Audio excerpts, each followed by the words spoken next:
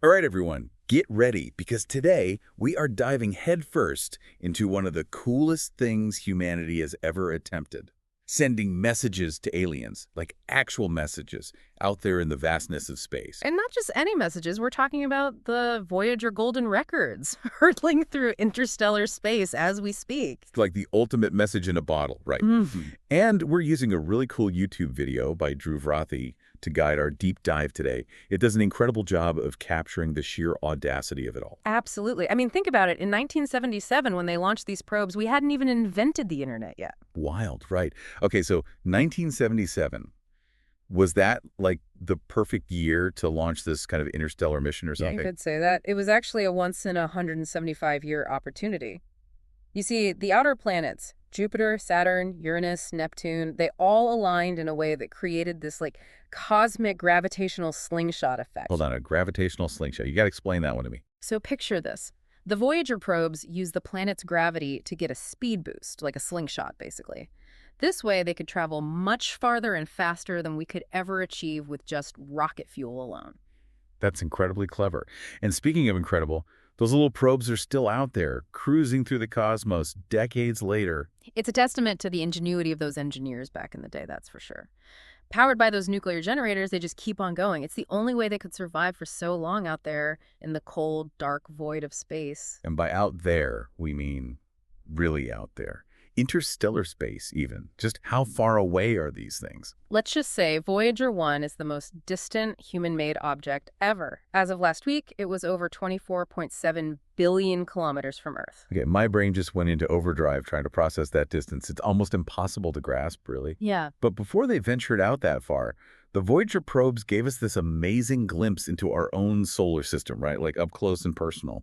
Oh, absolutely. We're talking about those first crystal clear pictures of Jupiter's rings, the mind-blowing discovery of active volcanoes on Io, one of Jupiter's moons, and let's not forget those incredible close-ups of Saturn's rings and all those icy moons. Right. And speaking of moons, did you know that before Voyager, we only thought Jupiter had like 13 moons? Voyager blew that number out of the water. It's true. Thanks to Voyager, we now know of a whopping 95 moons orbiting Jupiter. It completely changed our understanding of that planet. Talk about a game changer. And while we're on the topic of discoveries, let's not forget about Voyager 2. That little probe took a grand tour of its own. Right. Voyager 2 is the only probe to have flown past both Uranus and Neptune, revealing their icy beauty and even more moons hidden in the outer reaches of our solar system. So many moons.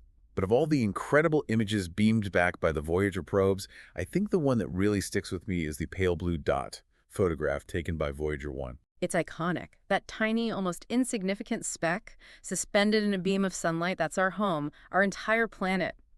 Makes you really contemplate just how vast, how immense space truly is, and how fragile our place in it all really is. It's a powerful image.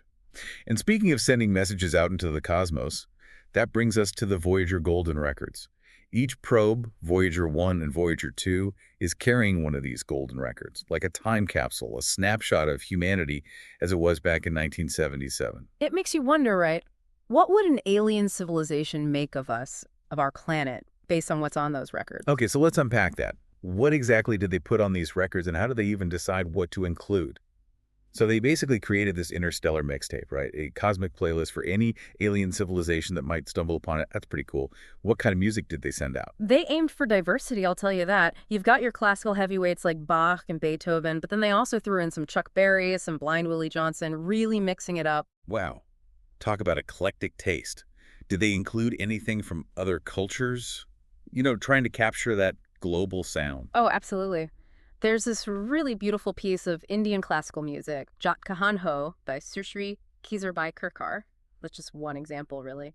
They made a point of including a wide array of musical styles and traditions. It's like they were trying to create this kind of sonic portrait of Earth, right? All the beauty, the diversity, maybe even a little bit of the chaos. Exactly. And speaking of chaos, they also included a collection of sounds of Earth on the record. Sounds of Earth. What does that even mean? Like nature sounds or? Yeah, nature sounds for sure, but also human-made ones too. You've got everything from the sounds of wind, rain, and thunder to things like a baby crying, a jet plane taking off, even the sound of a kiss.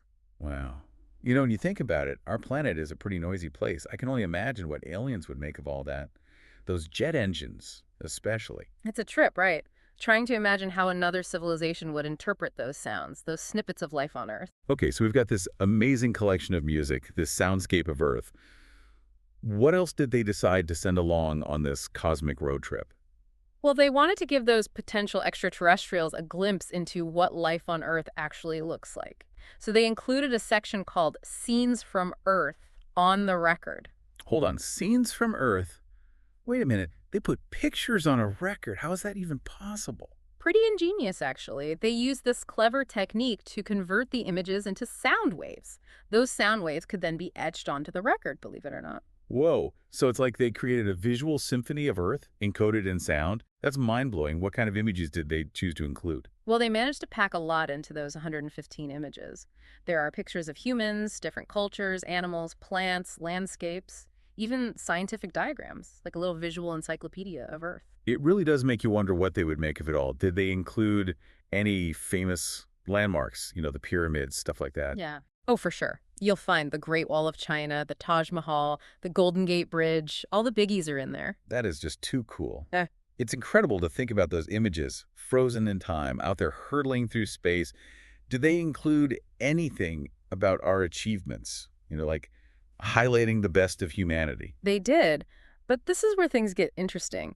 They decided not to include any depictions of war, poverty, or other negative aspects of human history. So they kind of curated an idealized version of humanity. You could say that. It's been a point of debate over the years, for sure. Some argue that it presents a sanitized, incomplete picture of who we are.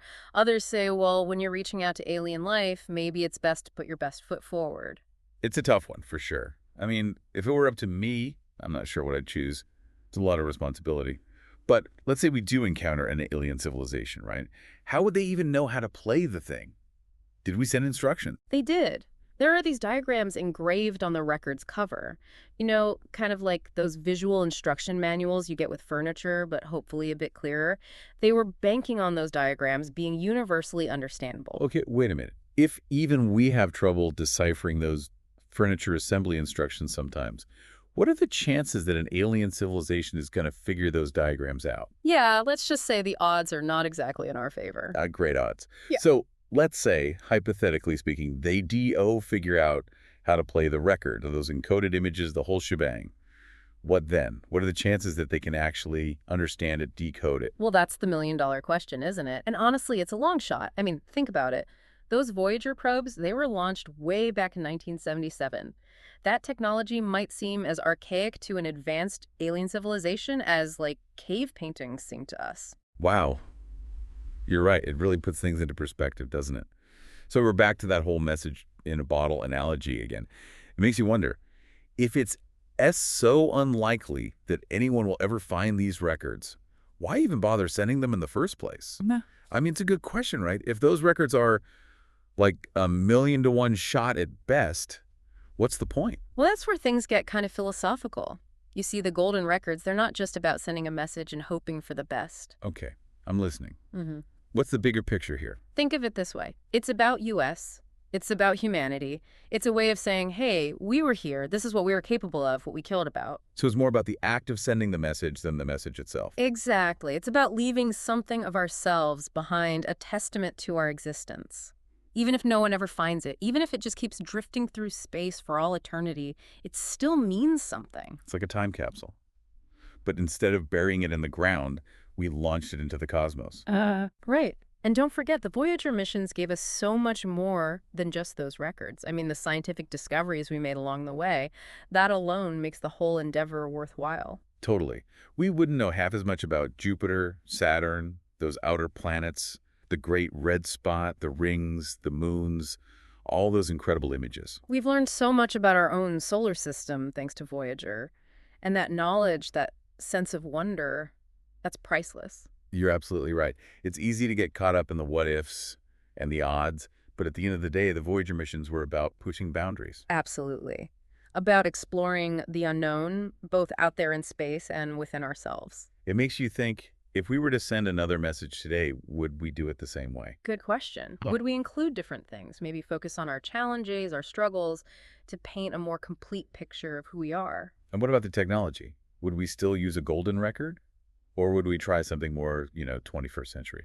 Imagine sending a digital archive, constantly updating with new information, new discoveries, maybe even a way to communicate back and forth. Who knows? The possibilities are literally endless. Now, that is an exciting thought. It just goes to show the Voyager missions weren't just about space exploration. They were about pushing the boundaries of what's possible and what it means to be human. And that's a journey that never really ends. So true. Well, that about wraps up our deep dive into the Voyager Golden Records and the audacious dream of talking to aliens. It's been a blast. For sure. We want to hear from you, though. What would you put on a message for the stars? What do you think represents humanity at its best? Let us know in the comments, and until next time, keep looking up and keep exploring.